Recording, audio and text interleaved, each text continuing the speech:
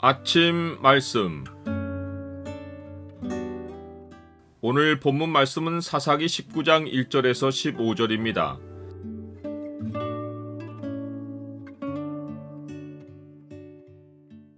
말씀에서 벗어나면 육신의 모습으로 돌아간다.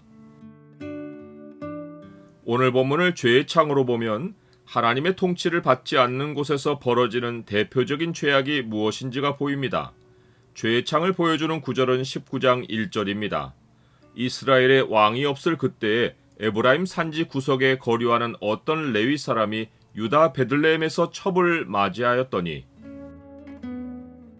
사사기 17장부터 마지막까지는 사사시대에 이스라엘 온 땅에 퍼진 두 가지 죄를 고발합니다.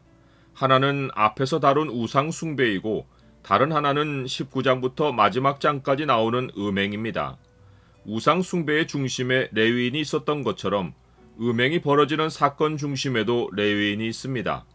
레위의 온 지파는 이스라엘 중에 분깃도 없고 기업도 없으며 평생 여호와 앞에서 거룩하신 여호와 하나님을 섬기는 자들입니다. 거룩하신 하나님 앞에 서서 그를 섬기는 레위인들만큼은 다른 지파들의 모범이 되어 거룩함을 지켜야 합니다. 그런데 앞의 사건에서도 그렇고 지금부터 벌어지는 사건에서도 그렇고 죄악의 뿌리가 레위인에게 깊이 내려져 있습니다. 우상의 죄에서도 핵심이 미가집이 아니었듯이 음행이 벌어진 일에서도 핵심은 베냐민 지파의 기브아 사람들이 아닙니다. 사사기가 고발하는 핵심 인물은 이번에도 레위인입니다. 점차 사건이 진행되면서 드러나지만 이 레위인은 인정이 없고 냉혹한 자입니다. 밤새도록 남자들에게 능욕을 당하고 진문에 이르러 엎드러져 죽어있는 자기 첩을 보고도 전혀 놀라지 않고 오히려 일어나라고 말합니다. 이러한 그의 태도에서 냉혈한의 전형적인 모습이 나타납니다. 거룩해야 할 레위인이 이렇게까지 타락한 것은 하나님께 헌신하기 이전의 레위의 모습, 곧 육신의 레위로 돌아간 것입니다. 야곱의 아들들 가운데 하나인 레위는 야곱 집안을 몰살을 당할 위협에 몰아넣을 만큼 뒤를 생각하지 않고 잔인한 분노를 감정대로 표출한 자였습니다. 야곱은 이후 죽는 자리에서 시므온과 함께 레위를 저주했습니다. 시므온과 레위는 형제요, 그들의 칼은 폭력의 도구로다. 그들이 그들의 분노대로 사람을 죽이고 그들의 혈기대로 소의 발목 힘줄을 끊었음이로다.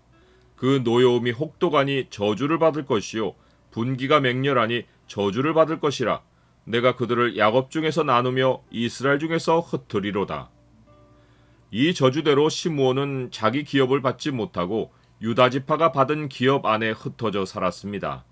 레위는 호렙산 금송아지 숭배 사건 때 우상을 섬긴 형제들을 쳐서 여호와께 헌신함으로 여호와께 구별된 지파가 되는 복을 얻었습니다. 다만 야곱의 말대로 이스라엘 전역에 흩어져서 48개 레위 성읍에 거주했습니다. 그러나 사사시대에 이르러서 레위인은 거룩함을 상실하고 자기 성읍을 떠나 다른 곳으로 떠돌아다녔습니다. 이에 더하여 19장부터 나오는 레위인은 과거 조상 레위의 잔혹한 성품으로 돌아간 것을 보여줍니다. 죽은 첩의 시체를 칼로 마디를 찍어 12덩이에 나누어 이스라엘 사방에 보낸 것도 잔인한 복수국을 벌이는 레위인의 모습을 적나라하게 보여줍니다. 이 모든 사건의 발달은 그 레위인이 첩을 맞이한 것입니다. 레위인이 첩을 둔 것은 음행의 연고 외에 달리 설명할 길이 없습니다. 게다가 그의 첩이 행음하고 남편을 떠나 친정으로 돌아간 이유를 곰곰이 생각하면 남편의 잔인하고 냉혹한 성품을 더는 견딜 수 없었기 때문입니다. 나는 말씀에서 어긋난 일이어도 시대의 조류가 그러하면 따를 수 있다고 생각합니까? 첩의 아버지는 당시 문화에서 손님을 대접하는 정도를 훨씬 넘어 사위를 계속 붙잡고 며칠이고 극진히 대접합니다. 자기 딸을 잘 보살펴달라는 부탁으로 그리했겠지만 분명 딸이 집으로 돌아와서 남편의 잔인함을 말했을 것인데 그런 딸을 떼어 보내려 한 것은 아버지도 잔인하다고 볼 수 있습니다. 아이러니한 것은 레위인이 첩을 데리고 종과 함께 떠나 유숙할 곳을 찾을 때 해가 졌음에도 가까운 이방 사람의 성읍 여부스를 피하여 더 멀리 있는 이스라엘의 성읍인 기브아로 나아간 것입니다.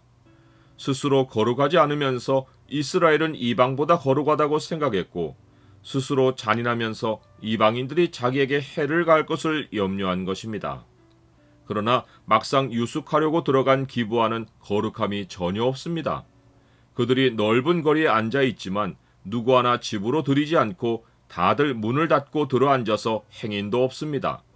나중에 일어난 일로 보아 기브아 마을에 살벌한 기운이 도는 것은 밤이 되면 언제 누구에게 무슨 해를 당할지 모르는 공포가 마을을 덮고 있기 때문입니다. 굳이 이스라엘 성읍을 찾아왔는데 이방 나라에서도 이 정도는 아닌 어둠의 현실이 짙게 드리워 있습니다. 너희는 각기 이웃을 조심하며 어떤 형제든지 믿지 말라. 형제마다 완전히 속이며 이웃마다 다니며 비방함이라. 그들은 각기 이웃을 속이며 진실을 말하지 아니하며 그들의 혀로 거짓말하기를 가르치며 악을 행하기에 지치느니라.